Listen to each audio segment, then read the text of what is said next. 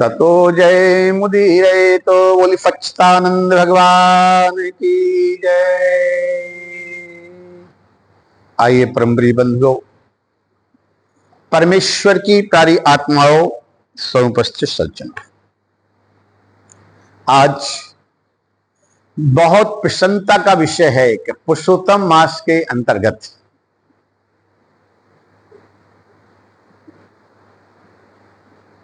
पुरुषोत्तम मास के बारे में तो आप जानते ही हैं।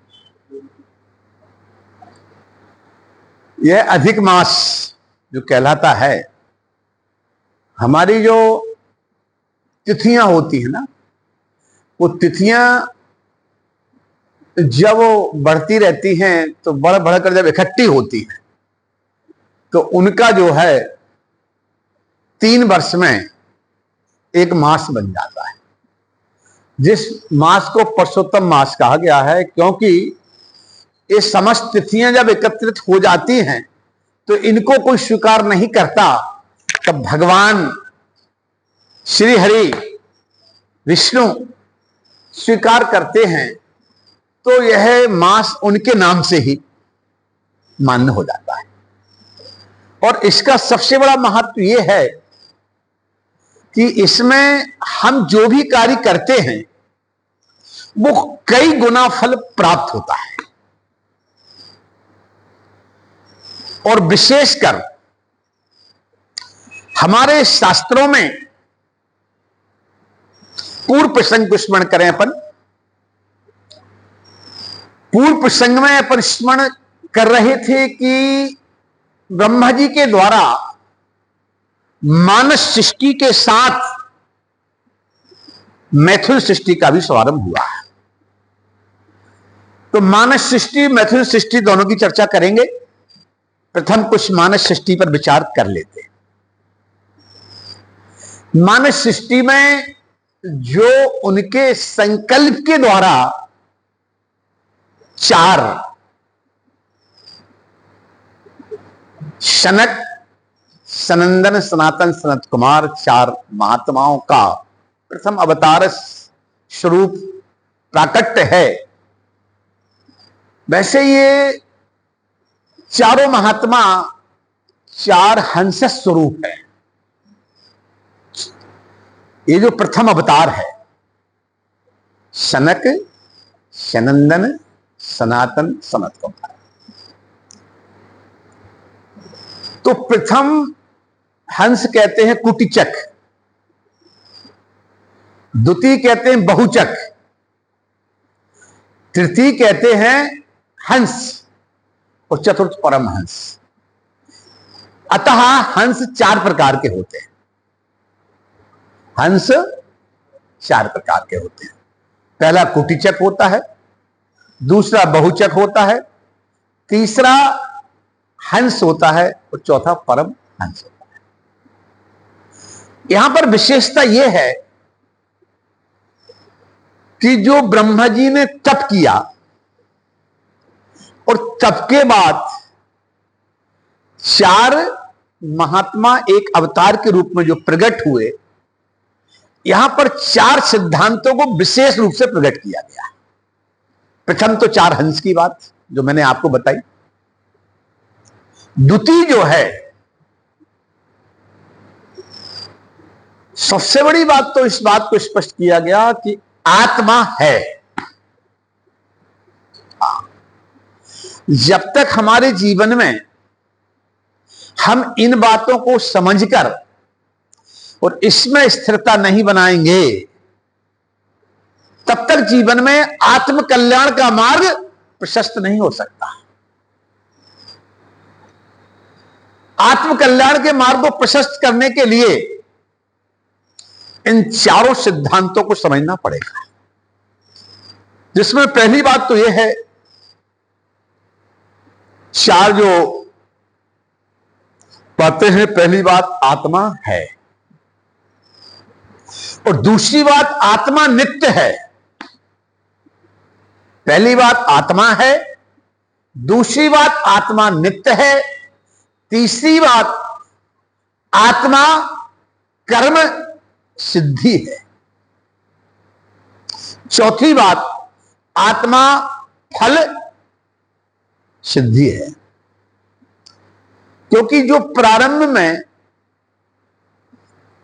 4 ऋषियों के द्वारा जो कश्यप का वंश वृद्धि हुई आगे, उनको ले लें, चारों सिद्धांतों को, 4 महात्माओं को मानस सृष्टि के अंतर्गत, या हम इन महात्माओं को ले लें, इसके साथ 4 सिद्धांतों को प्रकट करते हुए, और ये चारों महात्माओं को जैसे मैंने 4 हंस के स्वरूप में बताया, हंस के स्वरूप के साथ 4 आत्मा के सिद्धांतों को बताया। अतः इन चारों महात्माओं का हंस के समान जीवन है, हंस के समान जीवन है। अतः ये मान के चलें कि उनको स्वयं का भी भान नहीं रहता है। स्वयं से तात्पर्य देह का। जिनकी आत्मा सदा परमात्मा में सतत संलग्न है, सतत प्रभु में जिनकी आत्मा समाहित है, संसार सागर में भ्रमण तो करते हैं, विचरण तो करते हैं, मगर भ्रमण विचरण करते हुए एक ही सिद्धांत है कि जैसे परमात्मा की अंश जो आत्मा है, तो उन समस्त जीवात्माओं की आत्मा वो परमात्मा में समाहित होने के लिए सतत सत्संग जारी रखते हैं। उनका मूल सिद्धांत है समस्त जीवात्माओं की आत्मा परमात्मा में समाहित हो। इस सिद्धांत को पुष्ट करने के लिए 5 वर्ष की अवस्था वाले शाश्वत रहते हैं। जिस तरह परमात्मा, ना उनकी आयु कभी बढ़ती और ना कमती, ना वो कभी बाल्यावस्था में होते, ना वृद्धावस्था में होते, सदा शाश्वत एक से होते। उसी परमात्मा के समान है चारों महात्माओं का जीवन, शाश्वत रहते, 5 वर्ष की अवस्था के समान निर्वस्त्र ब्रह्मचारी के रूप में सदा सतत हरि स्मरण करते हुए सर्वत्र भ्रमण किया करते। और सर्वत्र भ्रमण के साथ साथ इनका मूल सिद्धांत है स्वयं को और दूसरों को जागृत करते हुए हरि शरणम, इनका मूल मंत्र है। हरि शरणम, हरि शरणम, हरि शरणम, हरि शरणम, हरि शरणम।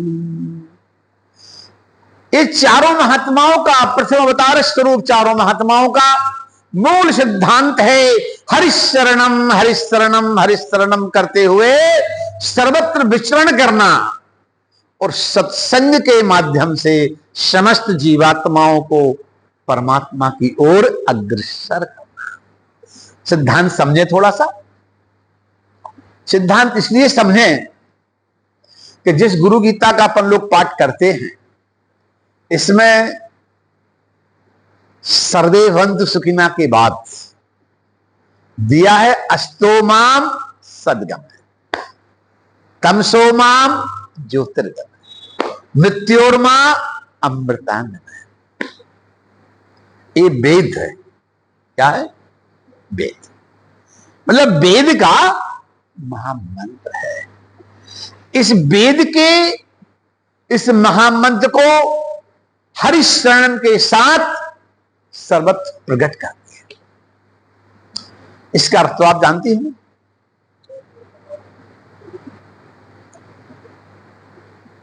डॉक्टर मनीष कुमार जी सोनी, आपसे बात करके आपको सुनाकर आनंद आता है, क्यों? जब तक जिज्ञासा ना हो। वैसे आज बड़ा पुरुषोत्तम मास के अंतर्गत 24 मई, बहुत अच्छी बात है, 24 मई 2026 हमेशा की भांति छत्तीसगढ़ रायपुर महादेव घाट रोड सत्यम विहार कॉलोनी गई नंबर 1 स्वामी शिवम तीर्थ जी के आश्रम में हमेशा की भांति है स्वामी हरिहर तीर्थ द्वारा सत्संग जारी है। इसी सत्संग की श्रृंखला में अपन जो चर्चा कर रहे हैं, अस्तो माम सदगमय तमसो माम ज्योतिर्गमय और मृत्योर्मा अमृतांगमय। अस्तो माम, असत, असत का मतलब अज्ञान, असत का मतलब अज्ञान।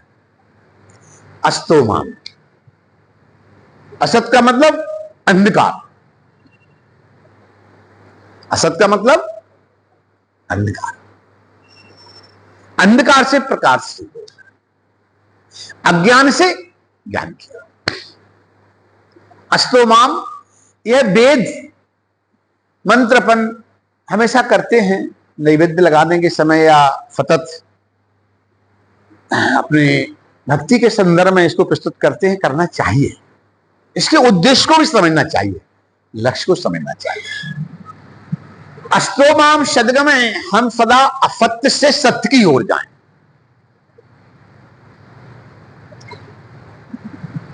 असत्य से सत्य सो अमृत में आ जाएगा। यहां मूल आता है असत यानी अज्ञान, असत यानी अज्ञान, मतलब अज्ञान से ज्ञान की ओर और अंधकार से प्रकाश की ओर। अस्तोमा तो समझना यह है, जैसे मान लीजिए दीपक है, दीपक में दिया चाहे सोने का हो, चाहे चांदी का हो, तांबे का हो, पीतल का हो या मिट्टी का हो। मेरी बात समझिएगा मैं क्या कहना चाह रहा हूं। दिया किसी भी धातु का हो और दिया भर नहीं, उसमें तेल या बाती, तेल या बाती किसी की भी हो, दिया किसी का हो, तेल बाती किसी की हो, लेकिन जो प्रकाश है, जो ज्ञान है, जो अज्ञान से ज्ञान की ओर, अस्तो माम सदगमय। दिया का तात्पर्य मैंने जो चांदी का सोने का बताया, दिया का तात्पर्य है ज्ञान देने वाला कोई भी हो,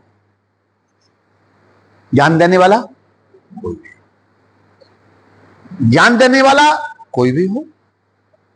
दिया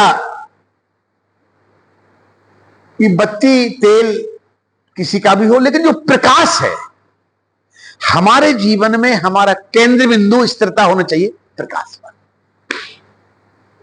हमारी स्थिरता होना चाहिए प्रकाश पर। तो यहां पर बताया अस्तोमाम, अफत से सच, मतलब अज्ञान से ज्ञान, अंधकार से प्रकाश। दूसरी बात पे आगे बढ़े, अस्तोमाम सदगमय तमसोमाम ज्योतिर्गमय। तमस का मतलब है बड़े अज्ञान से, हाँ, तमस आने पहले कहा अज्ञान, और तमस में कहा जा रहा है बड़े अज्ञान से और बड़े अंधकार से, बड़े अज्ञान से, बड़े अज्ञान से बड़े प्रकाश की ओर, बड़े अंधकार से बड़े प्रकाश की ओर। तमसोमा, पहले कहा अंधकार, फिर तमस में कहा बड़ा अंधकार, बड़ा अज्ञान। अस्तोमाम सदगम है, तमसोमाम ज्योतिर्गम है। तमसोमाम ज्योतिर्गम है मतलब जो बड़ा अज्ञान, बड़ा अंधकार है, उससे दिव्य ज्योति की। अस्तोमाम सदगम है, तमसोमाम ज्योतिर्गम है। मृत्यु और मां, मृत्यु का तात्पर्य है जो हर क्षण, हर पल, हर वक्त गिरावट की ओर है, क्षीण होने की ओर, क्षीण हो रहा है, हर क्षण हर पल क्षीण हो रहा है। यानी मृत्यु की ओर जा रहा। मृत्योर्महा अमृतांग में, अमृतांग में है मतलब सांसारिक वृत्तियों से देव वृत्ति की ओर,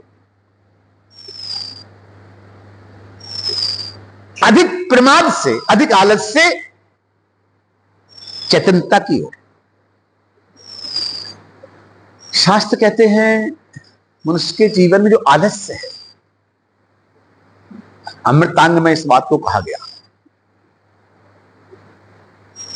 सांसारिक वृत्ति जो है वो आलस्य प्रधान होती है, प्रमाद प्रधान होती है। सांसारिक प्रवृत्तियों में जो मनुष्य और सांसारिक प्रवृत्ति से जब देव वृत्ति में आता है तो तभी आता है तब आलस्य से ऊपर उठता है। जब तक आलस्य की ओर होता है सांसारिक प्रवृत्ति में अधिक होता है। मृत्यु मृत्यु नहीं होती इंसान। हमारे जीवन का जो प्रमाद है, हमारे जीवन का जो आलस्य है, यही प्रमाद, यही आलस्य मृत्यु का नोटिस कहलाता है, मृत्यु का प्रशस्त मार्ग कहलाता है। अतः मृत्योर्म अमृतांग में सांसारिक आलस्य से ऊपर उठकर, सांसारिक वृत्तियों से ऊपर उठकर देव वृत्ति में सदा बढ़ना, देव वृत्ति में जाना, अमृत तत्व को पाना, भगवत चर्चा सत्संग में सदा लीन लेना, सांसारिक जीवात्माओं को परमात्मा में समाहित करने के लिए 5 वर्ष की अवस्था में निर्वस्त्र होकर एक ब्रह्मचारी के रूप में सदा हरिशरणम हरिशरणम हरिशरणम हरिशरणम, इस तरह हरिशरणम का भजन करते हुए ये चारों शनकादि अवतार महापुरुष सर्वत्र विचरण करते, सर्वत्र विचरण करते करते करते करते ऐसे ही परम हंस, कुटीचक बहुधक हंस परम हंस जो होते हैं, ऐसे परम संतों का, परमहंस संतों का स्थान तो वैकुंठ धाम होता है। क्या होता है? सर्वत्र होता है।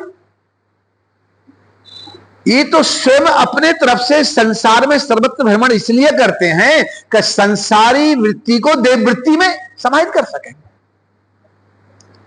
मगर इनका सर्वोच्चतम स्थान जो है वो कहां है? भगवान का धाम वैकुंठ धाम।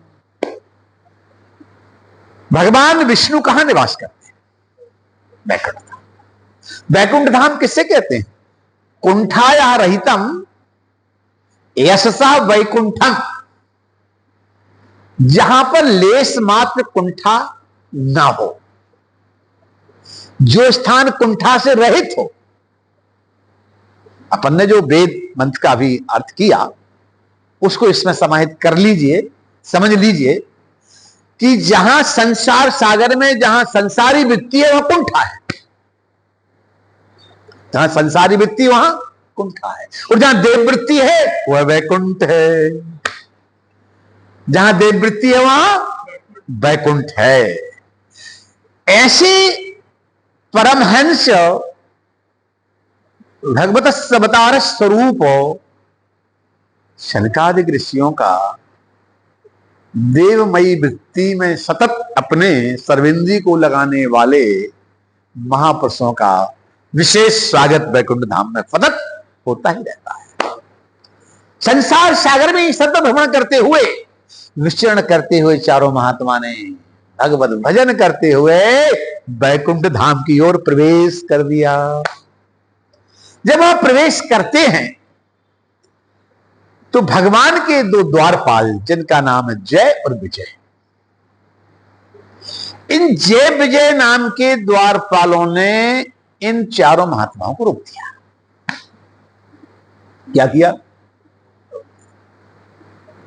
कहा बगैर भगवान की अनुमति के बगैर आपको अंदर प्रवेश निषेध है। इन चारों महात्माओं ने समझाया कि भाई हमको मत रोको, हम जैसे लोगों के लिए ही सतत यह रास्ता प्रशस्त है, हमें कभी कोई नहीं रोकता, और हमारा तो विशेष सतत आवश्यकता, अब हमारा मिलन प्रभु से सतत जारी शाश्वत बना रहता है।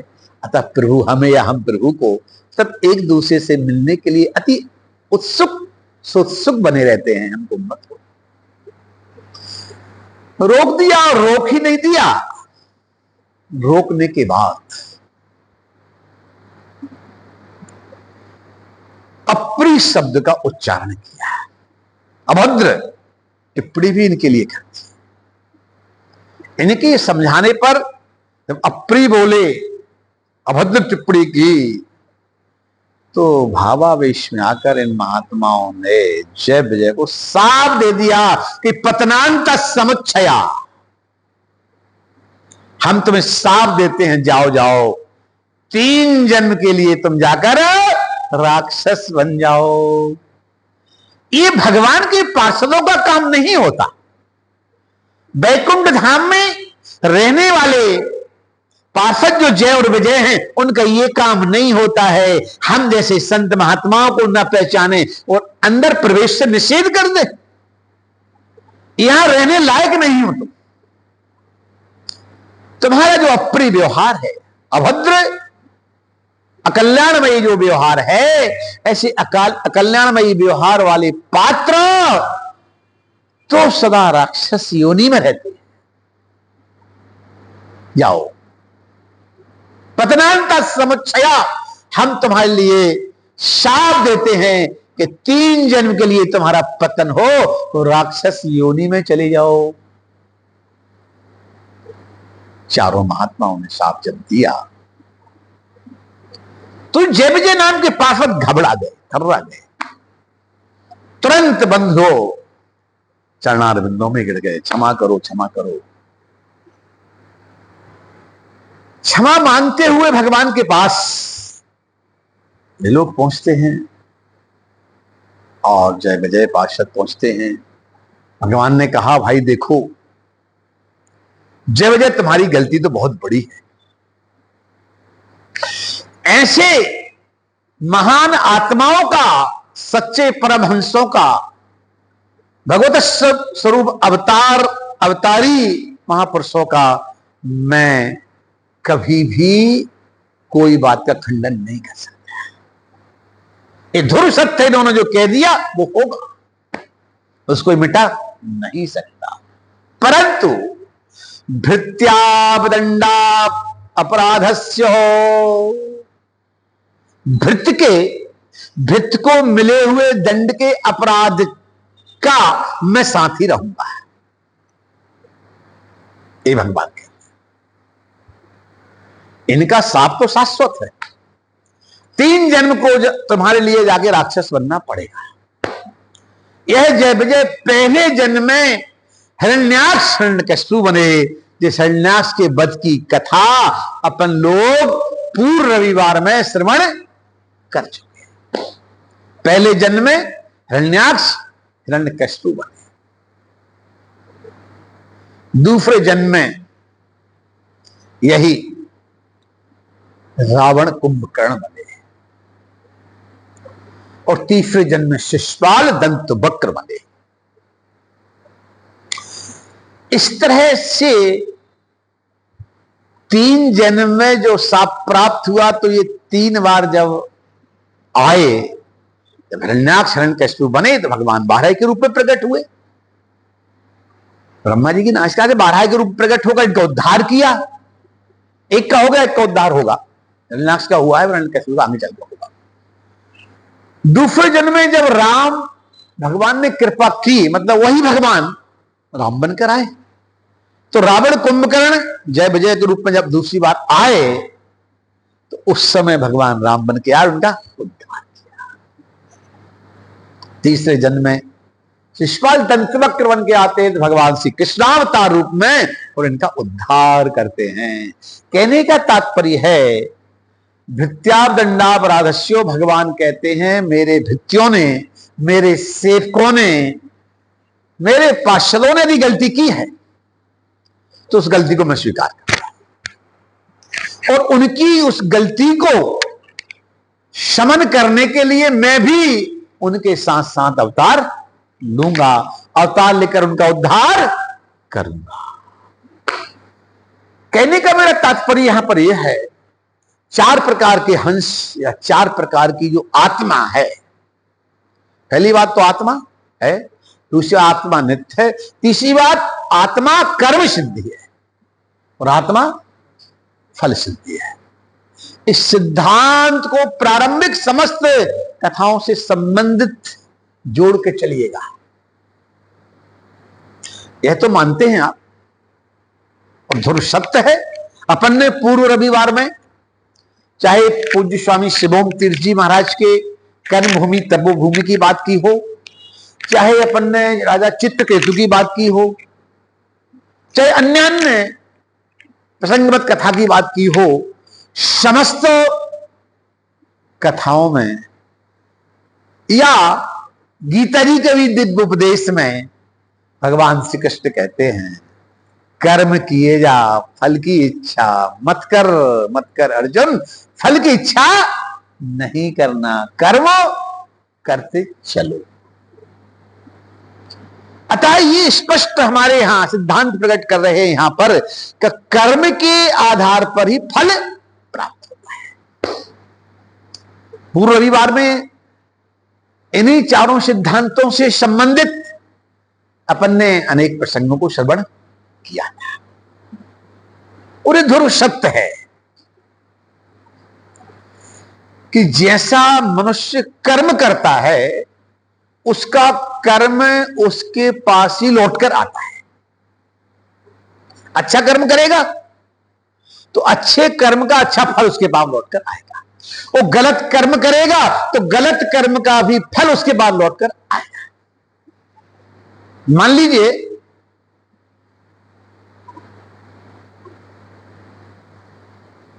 चार कमरे हैं लगातार, अब एक कमरा वाला प्रथम कमरे का कचरा दूसरे में डाल दे, दूसरा वाला तीसरे में डाल दे और तीसरा वाला चौथे में डाल दे, और चौथे वाले के अधिक कचरा हो जाए तो फिर से कचरे को उठाए और फिर पहले वाले में डाल दे, तो क्या होगा फिर? कहने का मेरा आशा ये है कि हमने कर्म के द्वारा पहले में डाला, पहले वाले ने दूसरे में डाला, दूसरे वाले ने तीसरे में डाला, तीसरे वाले ने चौथे में डाला, चौथे वाले के अधिक हो गया तो फिर से पहले वाले में डाल दिया, तो गोविंदाय नमो नमः। कहने का आशय सिद्धांत है कि जैसा भी कर्म किया जाएगा उस कर्म के आधार पर वैसा ही फल प्राप्त होना सुनिश्चित है। यह अपन लोगों ने पूर्व प्रसंगों में भी श्रवण किया, इस प्रसंग में भी श्रवण कर रहे हैं बंधुओं कि मनुष्य के जीवन में इन बातों का, ये त्रिसर्गात्मक सृष्टि जैसे अपन ने पूर्व में स्मरण किया था, शत्रुण रजोगुण तमोगुण, इसी तरह धर्म अर्थ काम मोक्ष। आत्मा है, आत्मा नित्य है, आत्मा कर्म सिद्धि है, आत्मा फल सिद्धि है। तो हमारे जीवन में जिस तरह चार पुरुषार्थ होते हैं इसी तरह चार आत्मा की सिद्ध बात होती हैं, और इन्हीं सिद्धांतों को लेकर अपन पूर्व प्रसंग में श्रवण कर रहे थे। ये जो प्रसंग श्रवण कर रहे हैं ये तो ब्रह्मा जी की मानस सृष्टि का प्रसंग है, परंतु अपन ने मानस सृष्टि के साथ साथ मैथुनी सृष्टि का भी प्रसंग आगे बढ़ाया था। आइए पिछले रविवार में मानस सृष्टि के बाद मैथुन सृष्टि का किस प्रसंग पर चर्चा हो रही थी, डॉक्टर मनीष कुमार सोनी जी बताइएगा।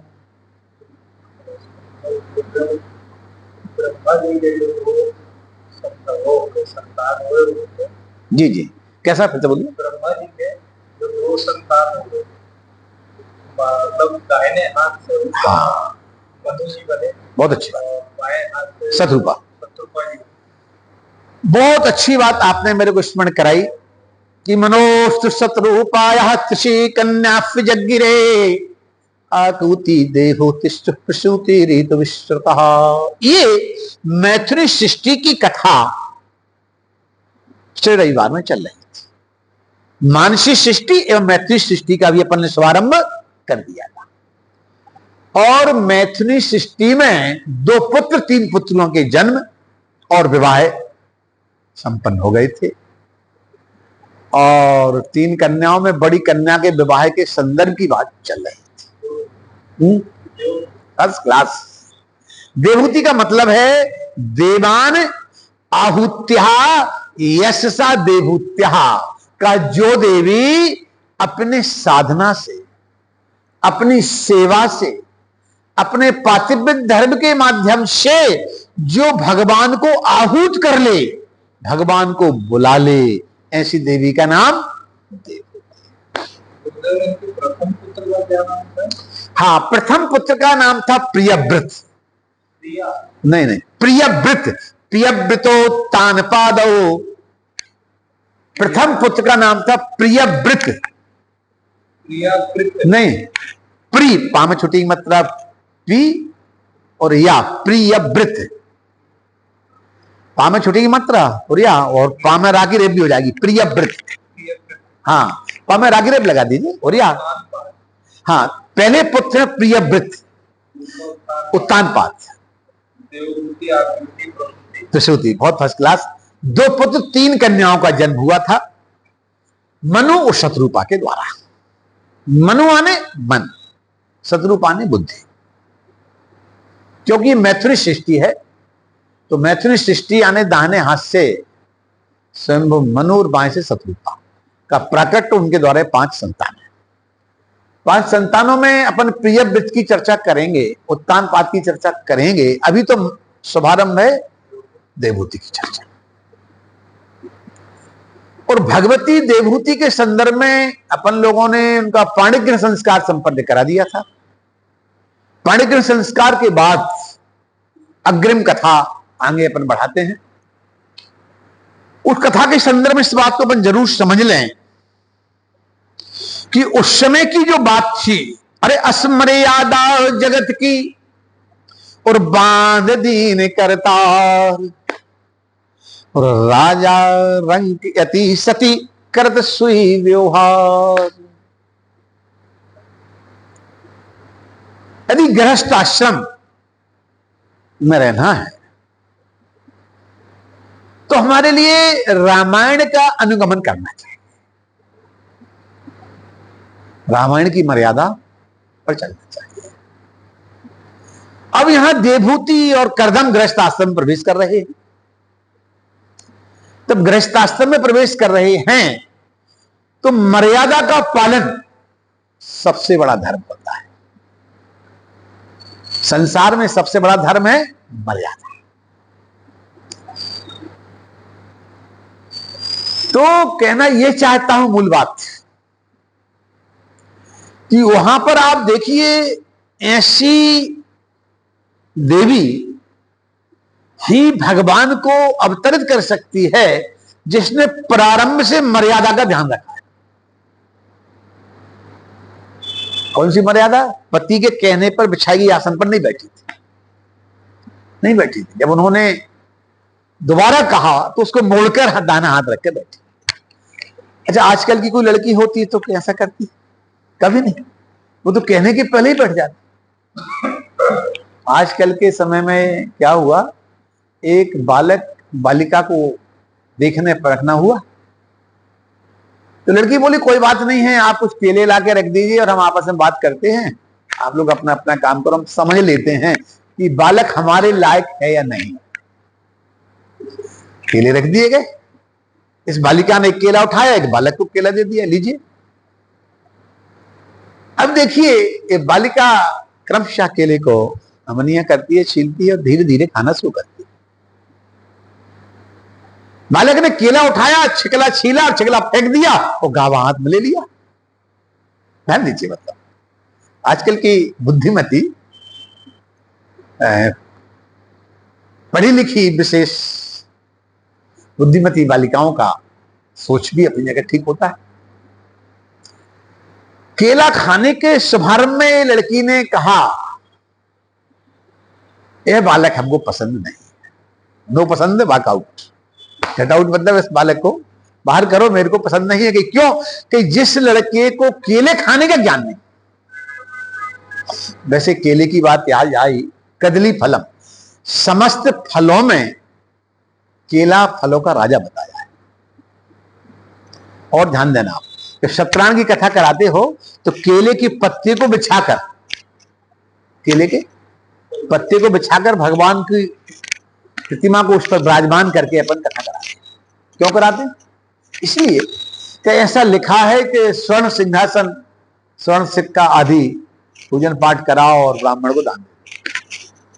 कलयुग में आप ऐसी बात करो कि कथा नहीं सुन पाएगा, सत्संग से वंचित रह जाएगा। तो विकल्प विधान बता दिया, केले के पत्ते पर एक का सिक्का रख के दे दोगे तो सोने के सिक्के का फल मिल जाएगा।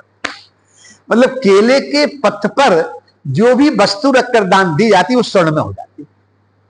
एक केले के पत्र का विधान, इसलिए समस्त फलों में केला फल सर्वोपरि बताया है। रंभा फलम घृतम क्षीरम, चतुरांगी कथा में बताया गया है। मैं कहना ये चाह रहा हूं, यहां भी इस प्रसंग में बताया गया कि केले का जो पत्ता है, केले का जो फल है, वो सर्वोपरि होता है।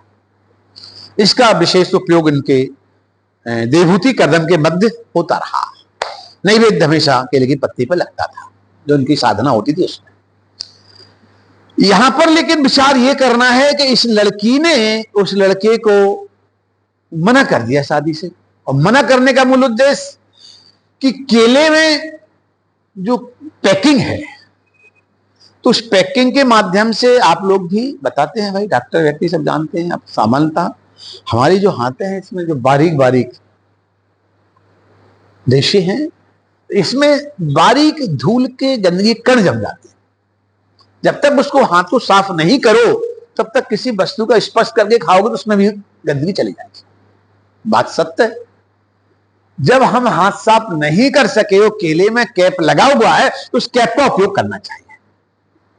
इस बालक ने नहीं किया, तो आजकल की लड़की थी इसलिए इसने बालक को रिजेक्ट कर दिया, विवाह वो नहीं हुआ।